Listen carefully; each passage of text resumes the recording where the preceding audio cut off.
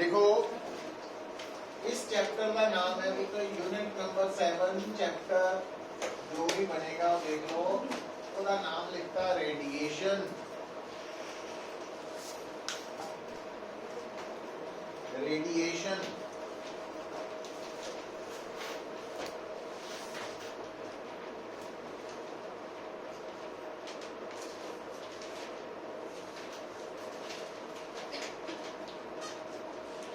और basically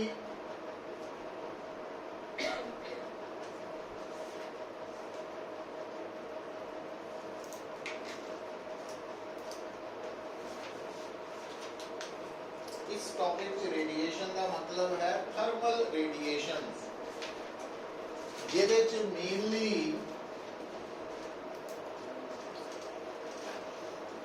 infrared ते light,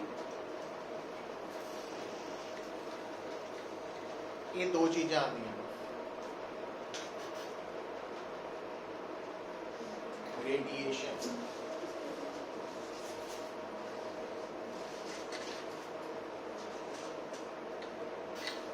हम देखियो गल समझियो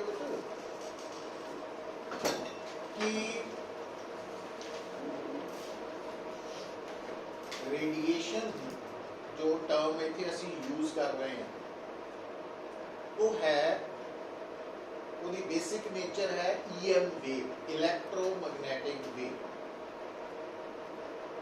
जिस तरह शायद उस दिन भी थोड़ी जी गल की सी, याद है कि क्या सी, मैकेनिकल वेव से ईएम वेव्स। और ये जिहड़ियां वेव्स है ये ट्रैवल करदियां वैक्यूम दे अंदर at the speed of light, ठीक है। पर ये जिहड़ियां रेडिएशंस है इन्हां विचों इंफ्रारेड साडीआं अखां नूं नज़र नहीं आती, बट असी महसूस हुंदा गर्मी, जिन्हों असी गर्मी दीयां रेडिएशंस। और जदों तुसी गर्मियां नूं आपां कार धुप्पे खड़ी करते हैं है ना, शीशे बंद है सारे, ते थोड़ी देर धुप्पे खड़ी रही कार, उस तो बाद आके जब ही असी कार च एंटर करते हैं तो कार दे अंदर गर्मी महसूस होती है ना बहुत ज़्यादा।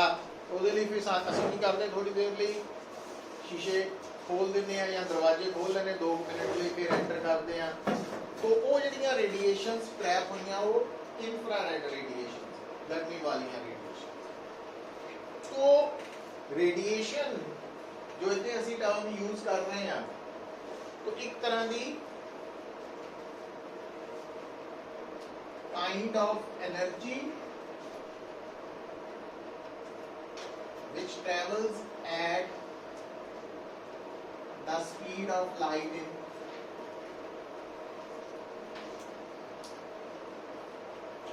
तो मतलब इन्हां दी जो स्पीड है वो की हुंदी है, मतलब 3 × 10⁸ मीटर पर सेकंड। और ये भी ये जिहड़ा कंसैप्ट असी पढ़ रहे हैं रेडिएशन का, एक ये अंडर आंदा मोड्स ऑफ हीट ट्रांसफर, जिदा पहला कन्वैक्शन भी पढ़िया, कंडक्टिविटी कंडक्शन बारे भी पढ़िया, ते हुण रेडिएशन का कंसैप्ट। और इस जगह पे ये जो रेडिएशन है एक ही है साडे लई mode of transfer of heat.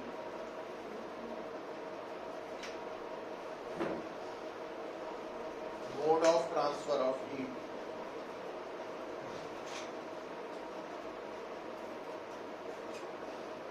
और इस मोड के विच हीट किस स्पीड नाल ट्रांसफर होंदी है, पुत स्पीड ऑफ लाइट दे नाल, है ना। तो आपां कह सकते हैं कि ये जो radiation mode of transfer of heat है, it is the fastest mode. मतलब जे सानू कोई कहे कि कंडक्शन, कन्वेक्शन और रेडिएशन जो सब तो तेज मोड केड़ा हीट ट्रांसफर का, रेडिएशन। ये छोटे छोटे पॉइंट्स भी याद रखा करो, क्योंकि एमसीक्यूज की फॉर्म च क्वेश्चन आते हैं ना, तो चॉइस बहुत ज्यादा वा क्वेश्चन से। अच्छा अगे चलते हैं आप। हुण देखो अगे नोट करके की लिख लेना, एनी बॉडी, नोट करके लिख लो, any body whose temperature is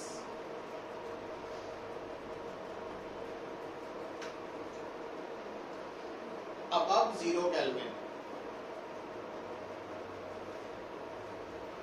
emits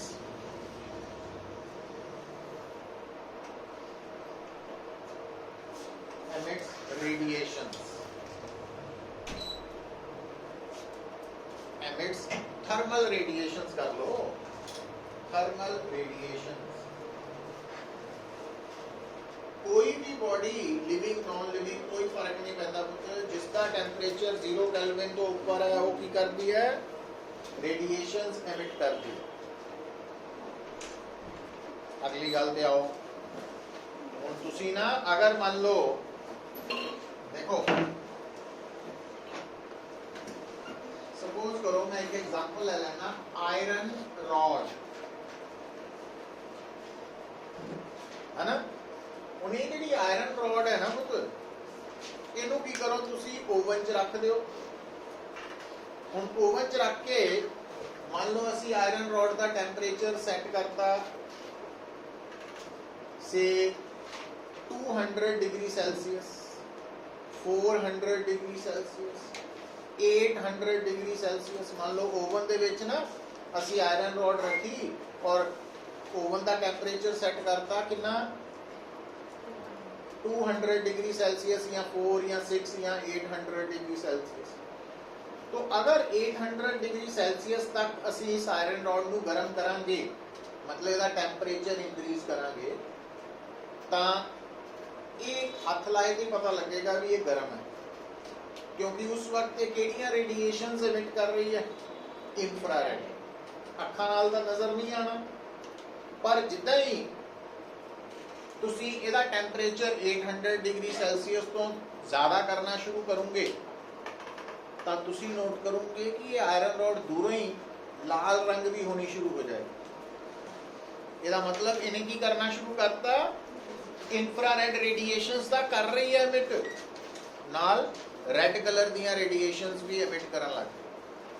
J temperature नूं होर इंक्रीज होन अलाउ करदे हैं भी होई जा, तो की होएगा भी इहदा कलर रेड तो ऑरेंज की तरफ जाना शुरू हो जाएगा। जे होर अलाउ करते हैं थोड़ा येलो वाल जाना शुरू हो जाएगा।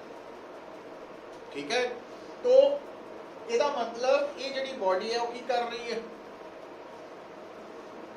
रेडिएशंस एमिट कर रही है। ठीक है, और क्योंकि नॉर्मली जिहड़ा टेम्परेचर असीं आले दुआले देखते हैं, चाहे साडी बॉडी है, चाहे चेयर्स है, चाहे आ दरवाजा ही है, ये ना समझियो कि आ जिहड़ी लकड़ है, इस कमरे का जो टेम्परेचर है वही टेम्परेचर वुड का वा हैंडल का। पर ठंडा हैंडल क्यों लगता, ये भी लगती ठंडी, ये ज्यादा वो क्यों,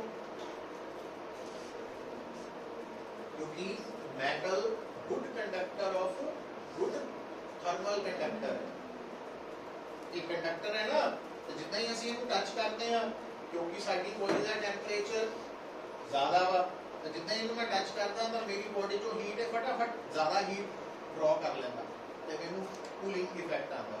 लकड़ क्यों नहीं उतनी ठंडी लगती, जबकि टेम्परेचर दोनों का क्यों नहीं लगती, ये बैड थर्मल कंडक्टर। समझ आई ना गल। तो हम इस कमरे दे विच हर बॉडी आलमोस्ट सेम टेम्परेचर पे है। कितना होएगा, ਆਪਾਂ ਇਹਦਾ ਸੈੱਟ ਕੀਤਾ 24 डिग्री, थोड़ी देर बाद सारे ਦਾ टेम्परेचर 24 ਹੋਏਗਾ, ਸਾਡਾ ਨਹੀਂ ਹੋਣਾ क्योंकि ਆਪਾਂ नहीं ਸਰਵਾਈਵ कर पावांगे, ਸਾਡਾ हो जाएगा। तो ਸਾਡਾ कितना रहना जिन्ना है ना, क्योंकि साडे अंदर बायोलॉजिकल प्रोसेसेस करके जिहड़ी खाना पीना खाता पीता वा सी ਉਹਦੇ ਕਰਕੇ हीट पैदा हो रही है, वो साडी बॉडी ਦੇ टेम्परेचर ਨੂੰ फिक्स कर रही है।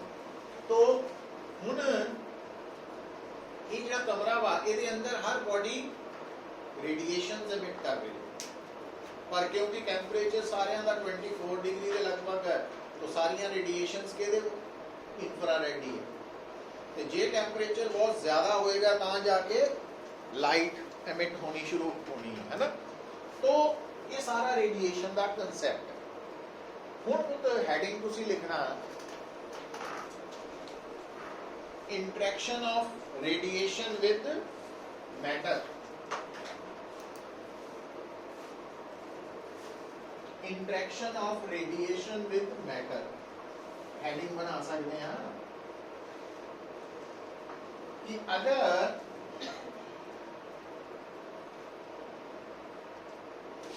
एक मैटर है सबस्टांस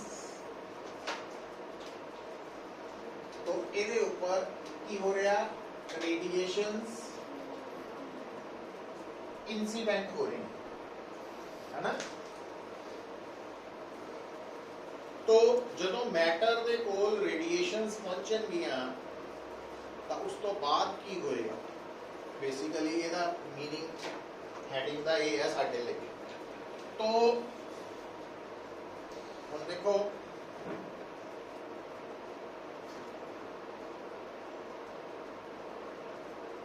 जिदा तुसी है ना, जदों मैं लैक्चर दे रहा ਇਹਦਾ मतलब तुसी सबस्टांस है तो ਤੁਹਾਡੇ ਵੱਲ ਲੈਕਚਰ रेडिएशंस आ रही हैं। की रेडिएशंस ने ਜਿਹੜੀਆਂ ਤੁਹਾਡੇ ਕੋ ਆ ਰਹੀਆਂ ਹੋ ਸਕਦਾ ਤੁਹਾਡੇ ਚੋਂ ਬਹੁਤੇ ਕੀ ਕਰ ਰਹੇ ਹੋਣ ਧਿਆਨ ਹੀ ਨਾ ਦੇਣ। ਸਰ ਦੀ ਆਦਤ ਹੀ ਹੁੰਦੀ ਬੋਲਣਾ ਇਹਨਾਂ ਵੱਲ ਵੀ ਧਿਆਨ ਦੇਣਾ ਸੀ ਹੈ ਨਾ। रिफ्लैक्ट कुछ इतना भी हो सकते जेडे की कर लैन एब्जॉर्ब है ना। तो कई इदा के भी होंगे चल सुन लेने फिर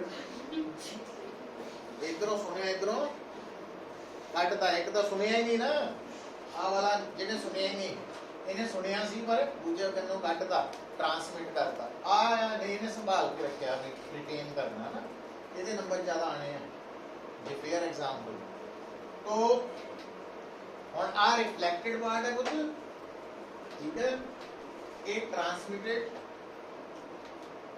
पार्ट है और आ एब्जॉर्प्शन है।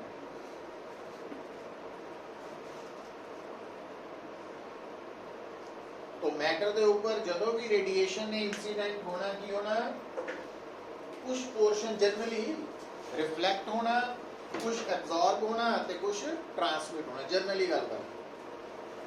हुण बेटा जे मान लो रेडिएशन दा जिहड़ी इंसीडेंट हुई है इहदा 80% 90% 95% एब्जॉर्ब हो जाए तो असीं कहना कि ये बॉडी गुड एब्जॉर्बर है ना। और जिहड़ा गुड एब्जॉर्बर है जिहड़ा ध्यान नाल सुन रहा समझ रहा वो पेपर च जाके की बन जाता एमिटर लिखदा वा तो उहदे नंबर वधिया आंदे। Good absorbers are good emitter ये आपां डिस्कस करांगे। Good absorbers are good emitter ते रिफ्लैक्टर च फर्क है। रिफ्लैक्टर की है कि किसी की गल वल ध्यान ही नहीं दिता जिन्होंने वापस ही मोड़ता है ना वो है रिफ्लैक्टर। एमिटर कौन है गल नूं एब्जॉर्ब कीता ते बाद चों उस गल नूं एमिट कीता मतलब अगे कन्वे कीता किसी नूं भी जी आप सियाणा हो गया तो अगले नूं भी सियाणा करता है ना कोशिश की थी तो गुड एमिटर। तो अगर ये बॉडी 100% ही एब्जॉर्ब कर ले तो उन्होंने असीं कहने आ परफेक्टली ब्लैक बॉडी। तो जो शब्द आना ना परफेक्टली ब्लैक बॉडी उसका मतलब की होना भी इस बॉडी नूं चाहे फिजिक्स पढ़ा दो कैमिस्ट्री पढ़ा दो मैथ पढ़ा दो बायो पढ़ा दो इंग्लिश पढ़ा दो सब समझ आ जाती है। फिजिक्स चाहे मैकेनिक्स पढ़ा दो चाहे थर्मोडायनेमिक्स पढ़ा दो rotational motion laws of motion projectile सब समझ आता वो है ब्लैक बॉडी परफेक्टली जिन्होंने हर चीज समझ आ जाती है वो परफेक्टली ब्लैक बॉडी समझ गए। तो जेडे एब्जॉर्बर्स है समझ आ गई गल। अच्छा तो जे मान लो 80% रिफ्लेक्टर है तो गुड रिफ्लेक्टर हो गया फिर एब्जॉर्प्शन घट जानी है तो बैड एब्जॉर्बर बन जाना। तो ਰਿਫਲੈਕਟਰ ਵਧੀਆ ਕਿਹੜੇ ਹੁੰਦੇ ਆ ਪੁੱਤ? ਜਿਹੜੇ ਆਪਣੇ ਉੱਪਰ ਇਨਸੀਡੈਂਟ ਹੋਣ ਵਾਲੀ ਮੈਕਸਿਮਮ ਰੇਡੀਏਸ਼ਨ ਨੂੰ, એનર્ਜੀ ਨੂੰ ਰਿਫਲੈਕਟ ਕਰ ਦਿੰਦੇ, ਵਾਪਸ ਭੇਜ ਦਿੰਦੇ, ਉਹ ਰਿਫਲੈਕਟਰਸ ਹੈ। ਜਿੰਨੇ ਵੀ ਸ਼ਾਈਨੀ ਸਰਫੇਸਿਸ ਹੈ, ਸ਼ਾਈਨੀ ਚਮਕ ਵਾਲੇ ਹੈ ਨਾ, ਉਹ ਇਸੇ ਕਰਕੇ ਚਮਕ ਹੈ ਕਿਉਂਕਿ ਉਹ ਰਿਫਲੈਕਟ ਕਰਦੇ ਆ, ਵਧੀਆ ਰਿਫਲੈਕਟ ਕਰਦੇ। ਜੇ ਤੁਹਾਨੂੰ ਆਪਣੀ ਸ਼ਕਲ ਨਜ਼ਰ ਆਉਂਦੀ ਆ ਉਹ ਗੁੱਡ ਰਿਫਲੈਕਟਰਸ ਹੈ, ਠੀਕ ਹੈ ਕਿ ਨਹੀਂ? ਪਰ ਉਹ ਲਾਈਟ ਵਾਲਾ केस आ गया ना, लाइट ਦੇ ਇਦਾਂ ਹੀ हीट वाले भी गुड रिफ्लेक्टर्स है। तो जिन्ने भी मतलब रिफ्लेक्टर की सब तो बेसिक पहचान की है कि वो सरफेस की होएगा वेरी स्मूथ। तो जिन्ने भी स्मूथ सरफेसेस है वो गुड रिफ्लेक्टर्स होंगे, ठीक है? बाकी आप इसको ज़्यादा डेप्थ च नहीं जाने की लोड़। अच्छा, हुण केड़ा सरफेस वधिया रिफ्लेक्टर है, केड़ा अब्जॉर्बर है, केड़ा ट्रांसमीटर है, इहदे लई असीं कुछ टर्म्स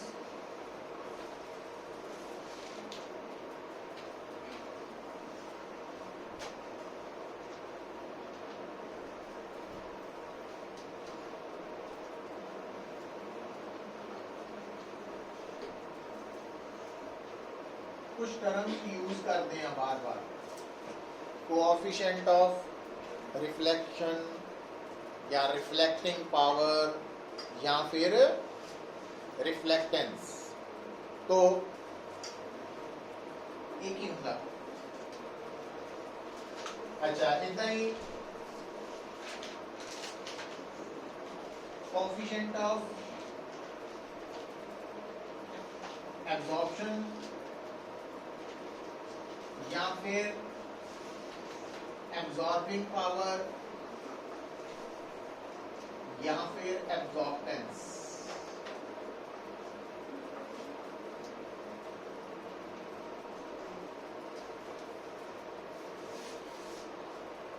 तीसरा कौन बचा?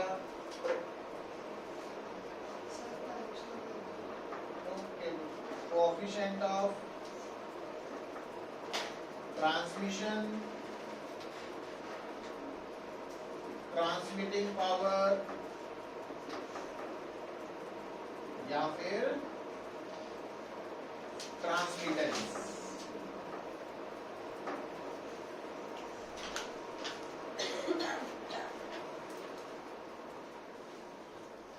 ट्रांसमिटेंस। तो ये तीन टर्म्स असी यूज करनी है।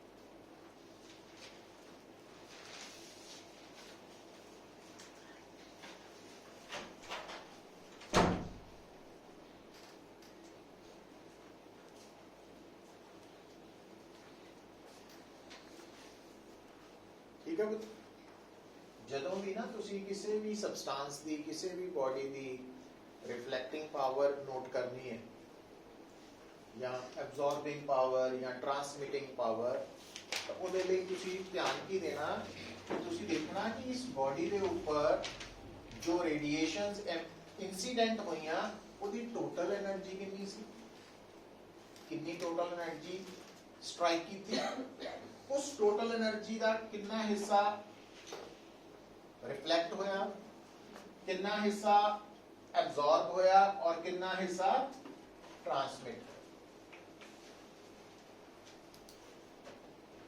हुण एक गल तां law of conservation of energy कहंदा कि जिन्नी टोटल एनर्जी इंसीडेंट होएगी ਉਹਦਾ कुछ हिस्सा रिफ्लेक्ट होया, एब्जॉर्ब होया, ट्रांसमिट होया, मतलब तिन्ना दा सम Q दे बराबर रहना। क्योंकि इतना नहीं रहता तो violation of law of conservation of energy है ना।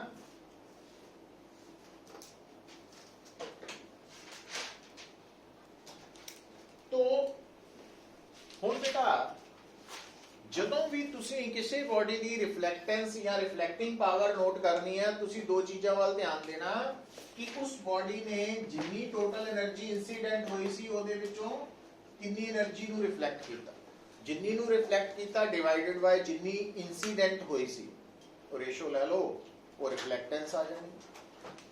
ਇਦਾਂ ਹੀ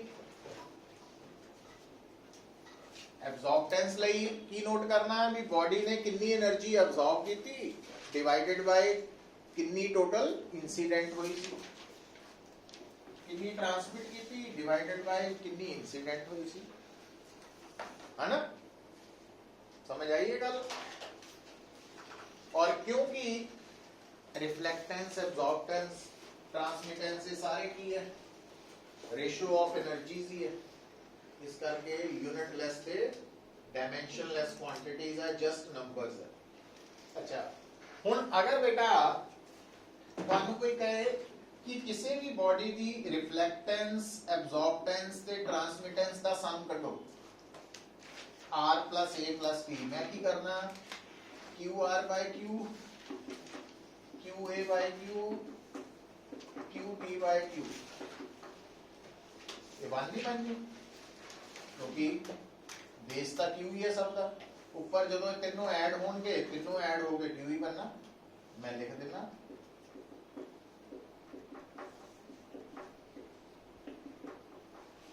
तो किसी भी बॉडी की ये तीनों टर्म्स का सम 1 होगा, ठीक है?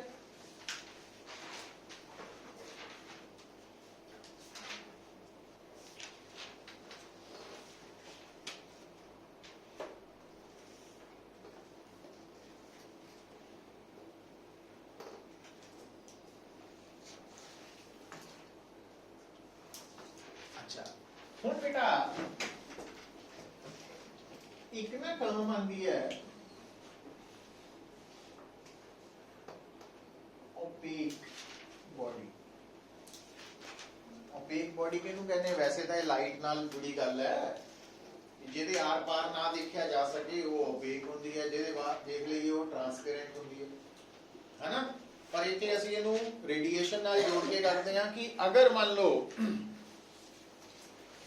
कि सपोज करो ये दीवार ही है, इस दीवार के ऊपर रेडिएशन आके टकराई तो ज्यादातर चांसेस की है कि या तो ये दीवार रेडिएशन नू की करेगी रिफ्लेक्ट ते या एब्जॉर्ब, दूजे पासे भेजन के चांसेस घट ही होंगे। तो असीं उहनू किहड़ी कैटेगरी च मन्नांगे? ओपेक।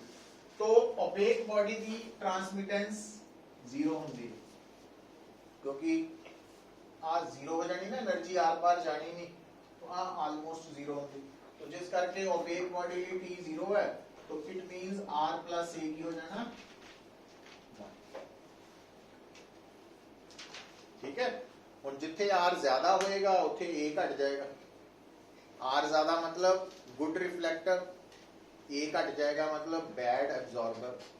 तो जे R घट होएगा बैड रिफ्लेक्टर, A ज्यादा हो जाएगा गुड एब्जॉर्बर। तो दो चीज़ों में फर्क है, जब कि मैं पहला की बोलिया सी good absorbers are good emitter, इत्थे हुण की कह रहे हैं good reflectors are bad absorbers, good absorbers are bad reflectors. तो रिफ्लेक्शन और एमिशन च फर्क है, ये गल नूं कंफ्यूज नहीं करना।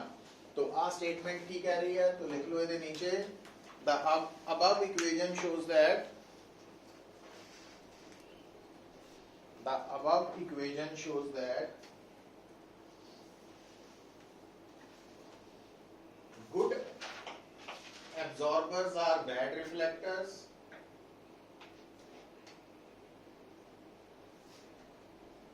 and vice versa,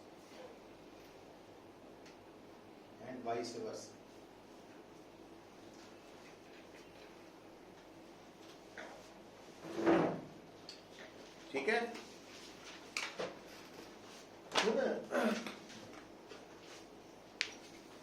जदों पुत्र असी रिफ्लैक्शन, एब्जॉर्प्शन ते ट्रांसमिशन की गल करते हैं, असी ट्रांसमिशन वाले पार्ट नूं तां 0 मान के स्किप करता, छड़ता। सारा ध्यान किहदे ते रह गया हुण? रिफ्लैक्शन ते एब्जॉर्प्शन ते। ठीक है, ज्यादातर वो केस। हुण आ जाओ, आ जिहड़ा सरफेस है ਇਹਦਾ कलर ਕਿਹੜਾ ਵਾ? क्यों है?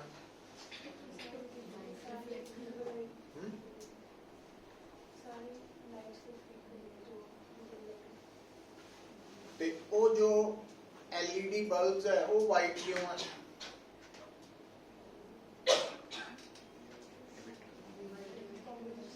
हाँ, हम ध्यान रखियो पुत, पहला तो क्लियर करो, इस कमरे च जो बल्ब है ना, ते या फिर वो एसी दी लाइट जग रही है ना छोटी जी, स्टेबलाइजर दी भी 2 लाइट्स जग रही, वो तीनों ते बाकी आ बल्ब, ये तीनों, ये सारे की है? Luminous bodies. ल्यूमिनस बॉडीज के इन्हां नूं कहते हैं जिहड़ियां लाइट्स पैदा करन, एमिट करन, उन्होंने कहते हैं ल्यूमिनस बॉडीज। ठीक है, ये शब्द पकड़ लेना। हुण बाकी सारियां इस कमरे च कौन है? नॉन ल्यूमिनस है, नॉन ल्यूमिनस, क्योंकि ल्यूमिनस टर्म है लाइट नाल जुड़ी हुई टर्म, विजिबल रेडिएशन। वैसे असी सारे की कर रहे हैं, इंफ्रारेड रेडिएशन एमिट कर रहे हैं, पर वो ल्यूमिनस च नहीं ना आना, इस करके ध्यान रखना। तो जिन्नियां भी ल्यूमिनस बॉडीज है उन्हां दा कलर इस गल ते डिपेंड करता भी वो किहड़ी कलर दीयां रेडिएशंस एमिट कर रही हैं। पर जिन्नियां नॉन ल्यूमिनस बॉडीज है उन्हां दा कलर कौन डिसाइड करता? भी उन्हां दे ऊपर आके पहली गल तो लाइट इंसीडेंट हो रही है, और अगर इंसीडेंट होएगी तो ही कुछ पार्ट रिफ्लेक्ट होएगा। ठीक है कि नहीं? तो अगर सानू कोई नेरे च बिठा दे तो की होएगा? फिर साडा कोई कलर नहीं होना, क्योंकि असी नॉन ल्यूमिनस बॉडीज। तो नॉन ल्यूमिनस बॉडीज दा कलर रिफ्लेक्टेड लाइट तो डिसाइड होना।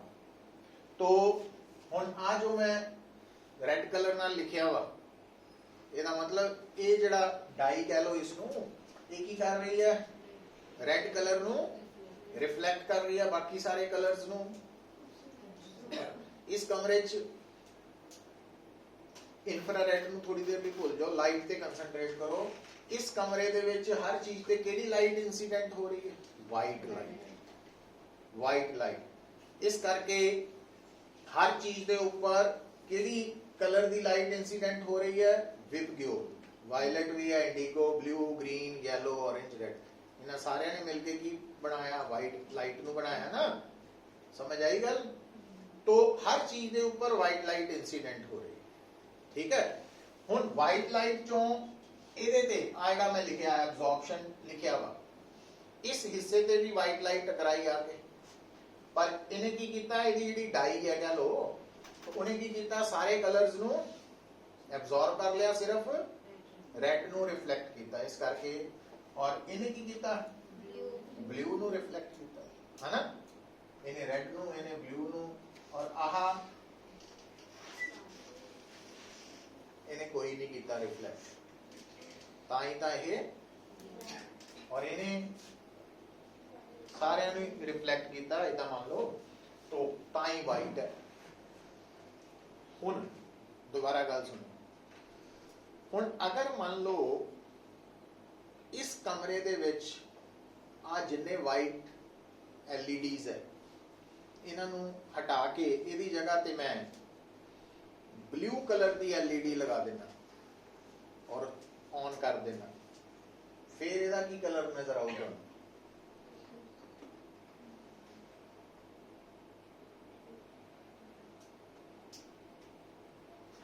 इस कमरे च वाइट लाइट पैदा करने वाले सारे बल्ब, खिड़कियां, दरवाजे हैं चंगी तरह पर्दे नाल, कर्टन्स नाल ढक दे, भी कोई बाहरों भी लाइट ना आवे, है ना। एंड कंप्लीट डार्कनेस कमरे च करके, सब लाइटां ऑफ करके, सब खिड़कियां दरवाजे हैं बंद करते, उस तो बाद इस कमरे च सिर्फ ब्लू कलर का बल्ब जगाता। ਇਹਦਾ मतलब क्या? ब्लैक होएगा। क्यों? क्योंकि ਇਹਦੇ ਤੇ इंसीडेंट ही ब्लू हो रहा और आप देख चुके हैं कि एक सारे कलर्स ਨੂੰ ਐਬਜ਼ੌਰਬ ਕਰਦੀ ਹੈ ਕਿਹਨੂੰ ਛੱਡ ਕੇ ਰੈੱਡ ਨੂੰ। तो ब्लू इन्हें ਐਬਜ਼ੌਰਬ कर लेना तो इन्हें ब्लैक बन जाना है ना।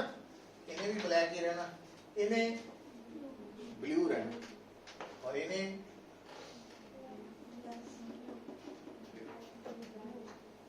क्यों ब्लैक रहना? ये तो कोई कलर एब्जॉर्ब ही नहीं करता, ये तो सब वापस भेजी जा रहा है। ताई तो वाइट है, इन्हें ब्लू भी तो इन्हें ब्लू नजर आना है ना। तो जे मान लो कमरे च ब्लू बल्ब भी बंद किया, वाइट तो पहले ही बंद कर चुके हैं, रेड कलर जगाता, फिर की हो? रेड जगाने नाल ਇਹਦਾ ਕੀ कलर होना? रेड। ਇਹਦਾ ब्लैक, ਇਹਦਾ रेड हो जाना। हुण रेड भी बंद करता, हुण येलो कलर वाला बल्ब जगाता, की हो? तो आ भी ब्लैक येलो हो जाना है ना। समझ आया कंसेप्ट? ये आप लाइट नाल समझ लिया, इदा इंफ्रारेड वाला। तो हर जेडे कलर है ना पुत, क्योंकि बेसिक नेचर वेव है, वेव के नाल असीं एक टर्म जोड़ते हैं वेव लेंथ, जिन्हों आपां वेव नूं इदां ड्रॉ करते हैं ना, क्रेस्ट ट्रफ की फॉर्म दिखाने हैं। तो आ जिहड़ी लंबाई है ये की है? Wave length.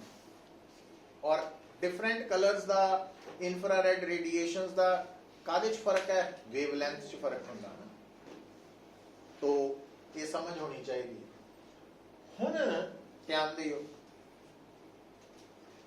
हुण देखो आ जो टर्म लिखी है एब्जॉर्प्शन, तुसी नोट करो, जे आपां एब्जॉर्प्शन दे ऊपर वाइट लाइट इंसीडेंट करते, वाइट लाइट लिखियो, वाइट लाइट समझाने लिए। मान लो जी वाइट लाइट है, यदि टोटल एनर्जी जी आके एब्जॉर्प्शन नाल टकराई, इंसीडेंट हुई, वो है 100 जूल, है ना। हुण इहदा मतलब इहदे च कितने रंग है? 1 2 3 4 5 6 विबग्यो, ठीक है। मान लो ये जी वाइट लाइट है, इसकी टोटल एनर्जी 100 जूल है, समझ गए। पर मान लो तुहाडी जेब च 1000 रुपया, ਉਹਦੇ ਚ 500 ਦਾ ਨੋਟ ਵੀ ਹੈ, ਉਹਦੇ ਚ 200 ਦਾ ਨੋਟ ਵੀ ਹੈ, 100 ਵਾਲਾ ਵੀ ਹੈ, 50 ਵਾਲੇ ਵੀ ਹੈ, 20 ਵਾਲਾ ਵੀ ਹੈ, 10 ਵਾਲਾ ਵੀ ਹੈ, ਹੋਰ ਵੀ ਹੁੰਦਾ ਕੋਈ 200 वाला कहता सी, है ना। तो सारे अलग अलग डिनोमिनेशन वाले नोट्स है ना। तो मतलब सारे मिलके 1000 बनया, वाइट लाइट बनी। तो आप कह देने कि वायलट इस 100 जूल एनर्जी है, ये वायलट की एनर्जी का हिस्सा सपोज गल ही करनी है 20 है, इंडिगो का भी आलमोस्ट 20 है, ब्लू का आप कह देने 18 है, ग्रीन का असी 12 कहता, येलो का सपोज कहता असी 15 है, ऑरेंज का सपोज कितना ज्यादा ना हो जाए, सम 100 ना 70 आ चुका, 15 आ 8 है, 7 है, चलो टोटल 100 हो गया। हुण इस एब्जॉर्प्शन के ऊपर कुल लाइट कितनी इंसीडेंट हुई, क्यू कितना 100, सारे ही एब्जॉर्ब हो गया, सिर्फ केड़ा नहीं सी एब्जॉर्ब होया, आ नहीं ना होया सी, तो कितनी एनर्जी एब्जॉर्ब हुई, इन्हों ऐड करो 93, आ एब्जॉर्ब हुई, आ इंसिडेंट सी, तो आ की आ गई, इसकी एब्जॉर्बटेंस आ गई, ये वाइट लाइट ले आई है, वाइट लाइट है ना। मान लो सिर्फ समझाने लिए, सपोज करो दूसरी बार मैं की करना है, देते ब्लू कलर दी एनर्जी 100 जूल रखी, वो इंसिडेंट करना, तो की करूँ ये ब्लू कलर दी जो लाइट 100 जूल वाली इंसिडेंट हो, ये की करूँ सब नु एब्जॉर्ब कर लिया, तो यदि ए की हो जू वन हो गई है ना। अच्छा तीसरी बार मैं की किया इतने रेड लाइट इंसीडेंट की तो की होया कुछ भी एब्जॉर्ब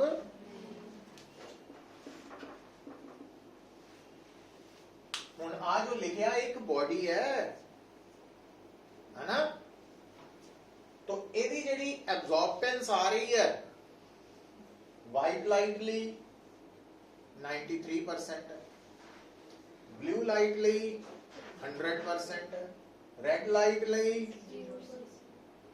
ਇਹਦਾ ਮਤਲਬ ਕਿਸੇ ਵੀ ਗਿਵਨ ਬੋਡੀ ਦੀ ਜਿਹੜੀ ਐਬਜ਼ॉर्बटेंस ਹੈ ਉਹ ਡਿਫਰੈਂਟ ਕਲਰਸ ਲਈ ਜਾਂ ਡਿਫਰੈਂਟ ਵੇਵਲੈਂਥਸ ਲਈ डिफरेंट हो सकती है सेम नहीं जरूरी ਇਹਦਾ मतलब ਅਸੀਂ ਕੀ ਕਰਦੇ ਆ तो ਹੈਡਿੰਗ ਲਿਖਣਾ ਅਸੀਂ ਜਦੋਂ ਐਬਜ਼ॉर्बटेंस ਨੂੰ ਡਿਫਾਈਨ ਕਰਦੇ ਆ ਨਾ ਪੁੱਤ ਤਾਂ ਅਸੀਂ ਨਾਲ ਦੱਸਦੇ ਆ ਵੀ ਇਹ ਜਿਹੜੀ ਐਬਜ਼ॉर्बटेंस ਹੈ ਪਾਰਟਿਕੂਲਰ ਕਿਹੜੇ ਵੇਵਲੈਂਥ ਲਈ ਹੈ ਤਾਂ ਅਸੀਂ ਉਹਨੂੰ ਕਹਿ ਦਿੰਦੇ ਆ ਮੋਨੋਕ੍ਰੋਮੈਟਿਕ ਐਬਜ਼ॉर्बटेंस समझ आ रही कुछ बोलते नहीं दिवाली सेलिब्रेशन की मस्त है मोनोक्रोमैटिक एब्जॉर्बटेंस मोनोक्रोमैटिक एब्जॉर्बटेंस का सिंबल को ਅਸੀਂ ਨਾਲ ਪਤਾ ਕੀ ਕਰਦੇ ਆ ਲੈਮਡਾ ਪਾ ਦਿੰਦੇ ਆ ਵੀ ਇਹ ਜੋ एब्जॉर्बटेंस है ये ਅਸੀਂ पर्टिकुलर वेवलेंथ लैम्डा ਲਈ डिस्कस कर रहे हैं तो लिखो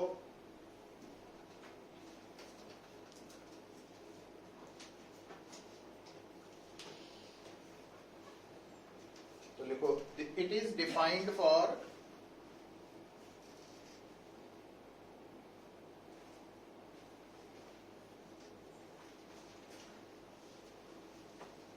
a given body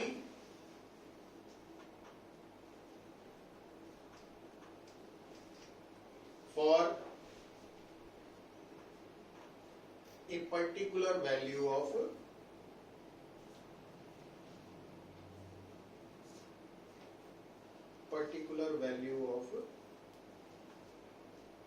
wavelength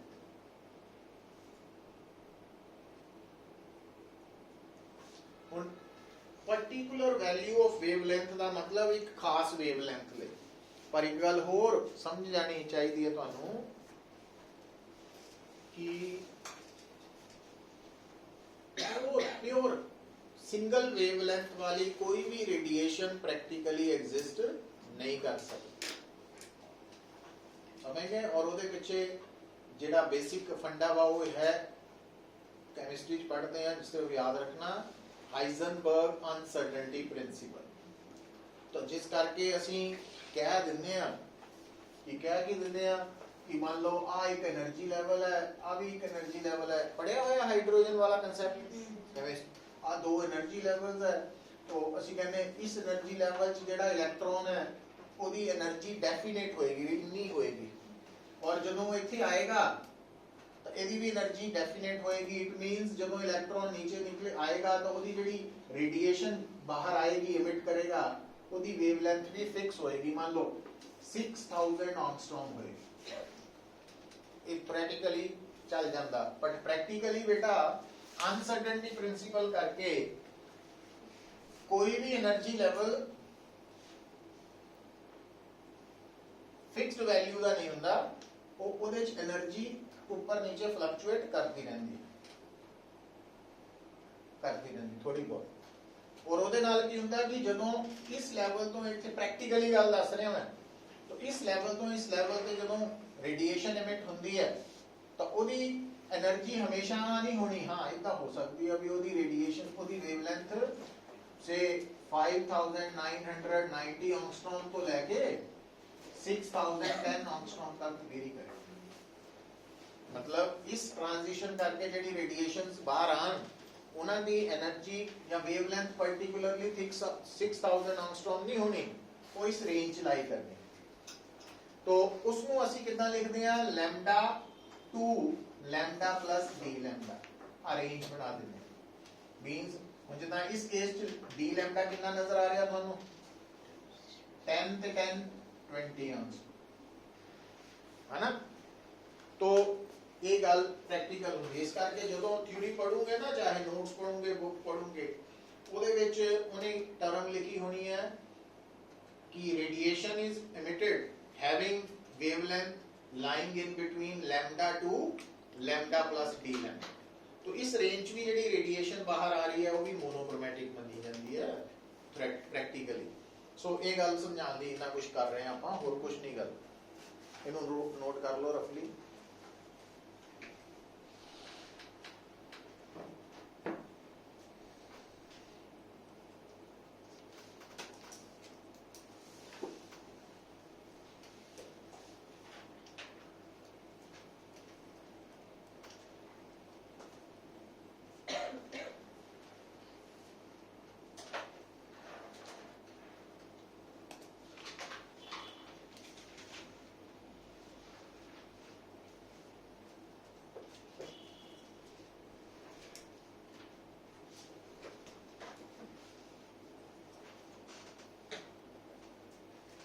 लिखो emissive power, emissive power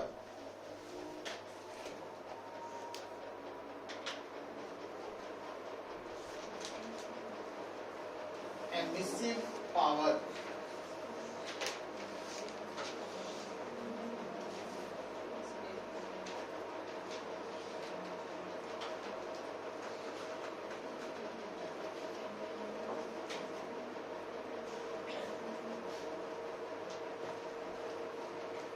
emissive power ਦਾ ਸਿੰਬਲ ਅਸੀਂ ਲੈਣਾ small e।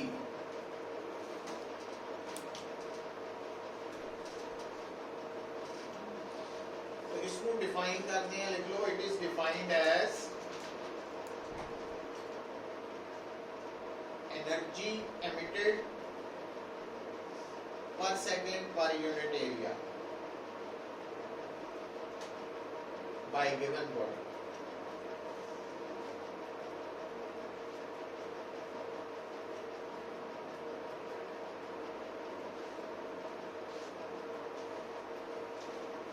Energy emitted per second per unit area by given body। और इधर ऐसा यूनिट की बन रहा है वो तो, क्योंकि ये है एनर्जी पर सेकेंड पर यूनिट एरिया।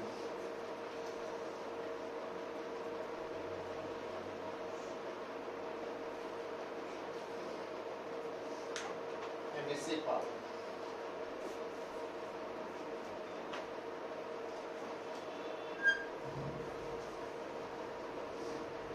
अच्छा फिर देखियो नोट करना इत्थे जिदा तुहानू मैं दस्सिया कि साडे कोल ना एक प्रैक्टिकली मानते हैं perfectly black body.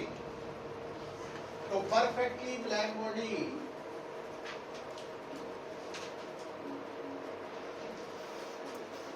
Perfectly black body ਲਈ जो एमिसिव पावर है ना ਉਹਦਾ ਸਿੰਬਲ ਅਸੀਂ स्मॉल e ਦੀ ਜਗ੍ਹਾ कैपिटल E यूज करते हैं। ब्लैक बॉडी ਲਈ ना एमिसिव पावर कैपिटल E। फिर ठंड ही लगी जाती हम तो एसी बंद है।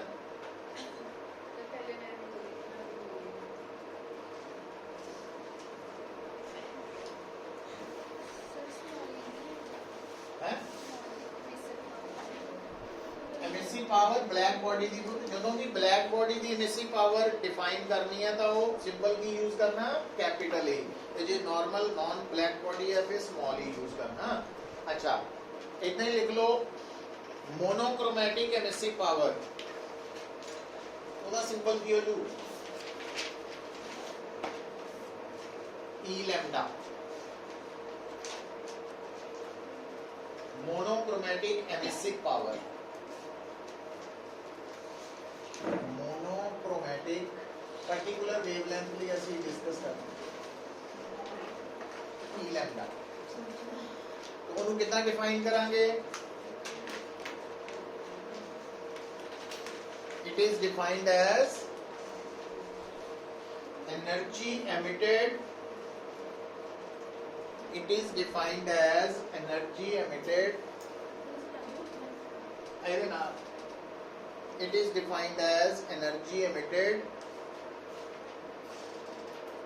per second per unit area corresponding to wavelength lambda तो लेके lambda plus d lambda उस range lambda to lambda plus d lambda ये सिर्फ डेफिनेशन दिया है, कुछ ज्यादा नहीं है। ਇਹਦਾ मतलब ਜਿਹੜੀ मोनोक्रोमैटिक एमिसिव पावर है फॉर परफेक्टली ब्लैक बॉडी वो कितना लिखोगे, कैपिटल ई लैम्डा आ जाएगी, ध्यान च रखियो। ते एक टर्म लिखो एमिसिविटी, तुसी कहियां नहीं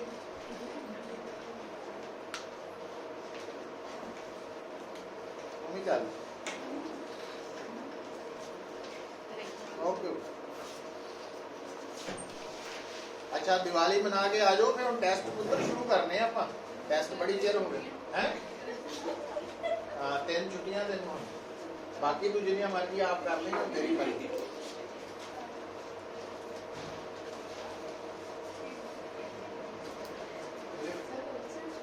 कल तो ग्रुप भी पाना है, पहली तक फर्स्ट तक, सेकंड तो लगेगा, कल तो ऑफ हो जाएगा, ते सेकंड तो स्टार्ट है। संडे को छुट्टी मैं भी करते हो, छुट्टियां नहीं करनी रात ਨੂੰ ना। सेकंड तो मेरी गल सुनो, अपन रात ਨੂੰ 8:30 ਵਜੇ ना 40 मिनट की क्लास लगानी डेली, ਉਹਦੇ ਚ ਅਸਾਈਨਮੈਂਟ ਤੁਹਾਨੂੰ ਪਹਿਲਾਂ ਆ ਜਾਏਗੀ ऑनलाइन, ਉਹਦੇ क्वेश्चंस डिस्कस करने हैं, पिछले टॉपिक्स नाले रिवाइज हो जाएंगे, ठीक है। ये लगातार लगनी है, पर सेकंड तो शुरू करेंगे। हम भेजना का लिंक उत्थे ज्वाइन कर लियो, जूम पे ला लांगे, थोड़ा रिवाइज हो जाएगा टॉपिक्स, है ना। तो हम लिखो एमिसिविटी,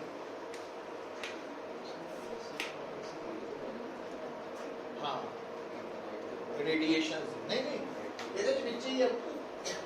ਜਦੋਂ ਆਪਾਂ ਕਿਸੇ ਵੀ ਬੋਡੀ ਦੀ ਇਮਿਸਿਵ ਪਾਵਰ ਗੱਲ ਕਰ ਰਹੇ ਹਾਂ ਨਾ, ਹੁਣ ਅਸੀਂ ਥਰਮਲ ਰੇਡੀਏਸ਼ਨ ਦੀ ਗੱਲ, ਥਰਮਲ ਦੇ ਵਿੱਚ ਥਰਮਲ ਚ ਇਨਫਰਾਰੈਡ ਵੀ ਹੈ, ਵਿਜ਼ੀਬਲ ਦੋਨੇ ਹੀ। ना ना ना ना ना ना ना ना गल नहीं समझे, वो सुनो बुद्ध सुनियो, ध्यान दियो, छुट्टियां कल तो शुरू हुआ है ना। खुशी मतलब वो भी एक दिन पहला स्टार्ट हो जाती है ना ਤੁਹਾਡੀ। तो देखो जेडी ब्लैक बॉडी है ना पुੱਤ, वो ब्लैक बॉडी देखो दो स्टेट्स होंदियां बॉडी ਦੀਆਂ। एक आ ਤੁਹਾਡਾ फेस चल रहा है ਜਦੋਂ ਤੁਸੀਂ ਸਿੱਖ ਰਹੇ ਹੋ, ਜਿਹੜੇ ਵੀ ਤੁਹਾਡੇ ਤੋਂ ਸਿੱਖ ਰਹੇ ਆ तो है ना, कोई 40% सीख रहा है, कोई 30% है, कोई 20 है, कोई 70 है, कोई 80 है, कोई 90 है। तो एक एब्जॉर्बिंग स्टेट है, जिदन एग्जामिनेशन हाल पहुंच के एग्जाम देना वा वो एमिशन स्टेट हो जानी पड़ी एमिशन, क्योंकि केमिस्ट्री च भी स्पैक्ट्रम जो पढ़ते हैं तो एमिशन होने तो पहला एब्जॉर्प्शन एनर्जी लऊगा तो एमिट कर पाऊगा ना। तो ਹੁਣ ਧਿਆਨ ਰੱਖੋ, ਜਦੋਂ ਅਸੀਂ ਕਹਿੰਦੇ ਆ ਕਿ ਬਲੈਕ ਬॉडी ਦਾ ਰੰਗ ਬਲੈਕ ਹੈ ਤਾਂ ਨੈਚੁਰਲੀ ਇਹ ਬਲੈਕ ਹੀ ਹੋਏਗਾ। ਪਰ ਇਸ ਤੋਂ ਵੀ ਇੱਕ ਹੋਰ ਗੱਲ ਸਿੱਖਾਂਗੇ ਕਿ ਜਿਹੜੀ ਬਲੈਕ ਬॉडी ਹੈ ਉਹਦਾ ਕਲਰ ਬਲੈਕ ਹੋਏਗਾ, ਇਹ ਗੱਲ ਬਿਲਕੁਲ ਸੱਚੀ ਹੈ। ਪਰ ਜਿਹੜੀ ਬॉडी ਬਲੈਕ ਹੈ ਕਲਰ 'ਚ, ਉਹ ਜ਼ਰੂਰੀ ਨਹੀਂ ਪਰਫੈਕਟਲੀ ਬਲੈਕ बॉडी ਹੋ। ਉਹ ਵੀ ਹੁਣ ਫਰਕ ਸਮਝਾਂਗੇ। ਹੁਣ ਜਿੱਦਾਂ ਕੀ ਹੈ, कई बार आप की करते हैं भाई ब्लैक रंग भी शाइनी टी शर्ट पाया ने, जी शाइनी है ना टी शर्ट वो मैक्सिमम एनर्जी अब्जॉर्ब कर रही है, पर कुछ रिफ्लैक्ट भी कर रही है, ताई तो वो शाइन नजर आ रही है ना। प्लस होर भी इंफ्रारेड वाला भी, हाले मैं उधर नहीं जा रहे हैं।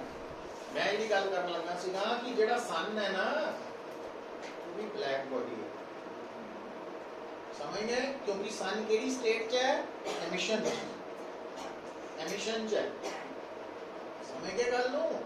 और जेड़ा सन है जे आपां स्टडी करिए ना सन तो, क्योंकि ब्लैक बॉडी ने की करना दसिया था सी, फिजिक्स केमिस्ट्री मैथ सब कुछ, फिजिक्स के भी सारे टॉपिक्स आंदे होने, उन्होंने केमिस्ट्री के भी आंदे होने, मतलब अब्जॉर्व कर लेने ते पेपर चो सारे टॉपिक के आंसर भी दे देने। तो सन की कर रहा एमिशन स्टेट च है, और वो जीरो तो लैके इनफिनिटी तक कहन नूं कि जिन्नी तरह दी भी रेडिएशंस है वो की कर रहा, एमिट कर रहा, समझ गए? हाँ, रिफ्लेक्टेंस जीरो, एब्जॉर्बटेंस 1। तो ब्लैक बॉडी बारे हाले आपां गल नहीं की।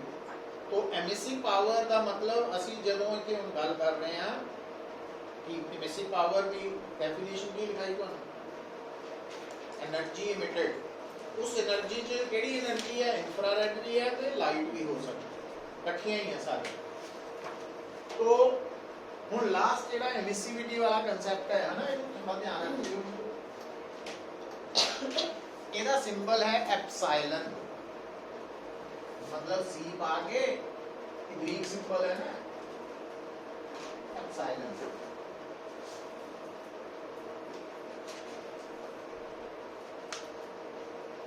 ई नहीं है वो तो सी पा, हाँ तो थोड़ा जा ना कर्व ले आओ, तो एप्सिलॉन है एमिसिविटी का सिंबल। और ਇਹਦੇ ਚ ਅਸੀਂ ਕੀ ਕਰਦੇ ਹਾਂ ਪੁੱਤਰ, ਦੇਖੋ ਸਮਝਣ ਵਾਲੀ ਗੱਲ ਇਹ ਕੀ ਹੈ ਕਿ ਅਗਰ ਆਪਾਂ ਕਹੀਏ ਵੀ ਸਾਡੇ ਕਲਾਸ ਚ ਇੱਕ ਇਦਾਂ ਦਾ ਸਟੂਡੈਂਟ ਹੈ ਜਿਹੜਾ ਹਰ ਟੌਪਿਕ ਸਮਝ ਜਾਂਦਾ ਹੈ, ਉਹਨੂੰ ਕਿਹੜੀ ਬॉडी ਕਹਾਂਗੇ? ਤੇ ਜਿਹੜਾ ਸਟੂਡੈਂਟ ਹਰ ਟੌਪਿਕ ਨਹੀਂ ਸਮਝ ਪਾਉਂਦਾ, 90% ਵੀ ਸਮਝ ਰਿਹਾ पर वो ब्लैक बॉडी नहीं आए, वो परफेक्टली ब्लैक बॉडी नहीं आएगा, है ना? तो हुण ਇਹਦਾ मतलब अंडरस्टूड है कि ਜਿਹੜੀ ब्लैक बॉडी है ਉਹਦੇ ਮਾਰਕਸ ਵੀ ਐਗਜ਼ਾਮ ਚ ਕਿੰਨੇ ਆਣੇ ਆ? 100%। ਤੇ ਜਿਹੜਾ 90 ਸਮਝ ਆ ਰਿਹਾ ਤਾਂ ਉਹਦੇ 90% ਹੀ ਆਣਗੇ, ਆਲਮੋਸਟ ਆਈਡੀਅਲ ਕੇਸ ਲਾ ਲੈਂਦਾ ਹੈ। तो ਜਦੋਂ ਅਸੀਂ ਕਿਸੇ ਗਿਵਨ ਬॉडी ਦੀ ਐਮਿਸਿਵ ਪਾਵਰ ਨੂੰ ब्लैक बॉडी की एमिसिव पावर नाल कंपेयर करते हैं, शर्त की रखते हैं कि जिहड़े स्टूडेंट पढ़न च वधिया वा ते जिहदे 90% मार्क्स आ रहे हैं, जिहदे 80 है, जिहदे 70 है, पढ़ाया उन्होंने सारियां भी इको टीचर नहीं है, ये नहीं भी उन्हें अलग कोचिंग ले ली, सेम टैंपरेचर है सारियां दा, but emissive power her body की नहीं होती है, वो डिफरेंट होती है। और सब तो ज्यादा एमिसिव पावर गिवन टेम्परेचर पे कितनी होती है? ब्लैक बॉडी कितनी? 100% ही कह लो, मैक्सिमम है 100 वाला मैक्सिमम। तो ਅਸੀਂ ਜਦੋਂ ਕਿਸੇ ਵੀ ਬੋਡੀ ਦੀ ਐਮਿਸਿਵ ਪਾਵਰ ਨੂੰ ਉਸੇ ਟੈਂਪਰੇਚਰ ਤੇ ਬਲੈਕ ਬੋਡੀ ਦੀ ਐਮਿਸਿਵ ਪਾਵਰ ਨਾਲ ਕੰਪੇਅਰ ਕਰਦੇ ਹਾਂ ਤਾਂ ਜੋ ਰੇਸ਼ੋ ਆਉਂਦੀ ਹੈ ਉਹਨੂੰ ਕੀ ਕਹਿੰਦੇ ਆ ਅਸੀਂ? ਉਸ ਬੋਡੀ ਦੀ ਐਮਿਸਿਵਿਟੀ। ਜਿਸ ਤਰ੍ਹਾਂ ਅਸੀਂ ਇੱਕ ਟਰਮ ਨਹੀਂ ਸੀ ਪੜ੍ਹੀ, ਰਿਲੇਟਿਵ ਡੈਂਸਿਟੀ। बॉडी की रिलेटिव डेंसिटी ਕੱਢਣ ਲਈ ਕੀ ਕਰਦੇ ਆ ਅਸੀਂ? ਬੋਡੀ ਦੀ ਡੈਂਸਿਟੀ ਨੂੰ ਪਾਣੀ ਦੀ ਡੈਂਸਿਟੀ ਨਾਲ ਕੰਪੇਅਰ ਕਰਦੇ, ਰੇਸ਼ੋ ਲੈ ਕੇ। ਤਾਂ ਐਮਿਸਿਵਿਟੀ ਚ ਕੀ ਕਰਦੇ ਆ ਅਸੀਂ? ਬੋਡੀ ਦੀ ਐਮਿਸਿਵ ਪਾਵਰ ਨੂੰ ਬਲੈਕ ਬੋਡੀ ਦੀ ਐਮਿਸਿਵ ਪਾਵਰ ਨਾਲ ਕੰਪੇਅਰ ਕਰਦੇ, ਰੇਸ਼ੋ ਲੈਂਦੇ ਆ, ਪਰ ਨਾਲ ਸ਼ਰਤ ਕੀ ਲਾਈ ਹੋਈ ਕਿ ਦੋਨਾਂ ਦਾ ਟੈਂਪਰੇਚਰ ਸੇਮ ਹੋਣਾ ਚਾਹੀਦਾ, क्योंकि टेम्परेचर ਵਧਣ ਨਾਲ ਵੀ बॉडी की एमिसिव पावर ਵਧਦੀ है, उम्र ਵਧਣ ਨਾਲ मैच्योरिटी ਵਧਦੀ है, समझਣ ਦੀ कई नहीं भी समझना चाहते, वो अलग इशू है, बट जनरली आप कहते हैं। तो वही चीज इतनी है। तो एमिसिविटी बारे लिखो,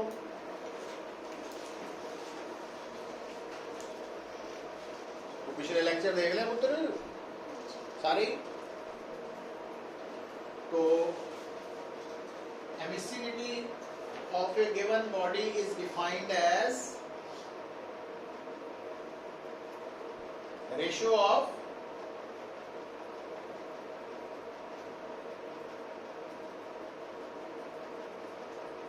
emissive power of given body to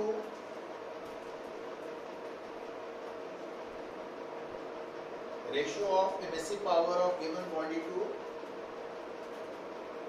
emissive power of black body at that time, at the same temperature. Emissive power of given body to emissive power of black body at the same temperature. तो आ देखो, तो emissivity ਨੂੰ ਅਸੀਂ given body ਦੀ emissive power ਨੂੰ black body ਦੀ emissive power ਨਾਲ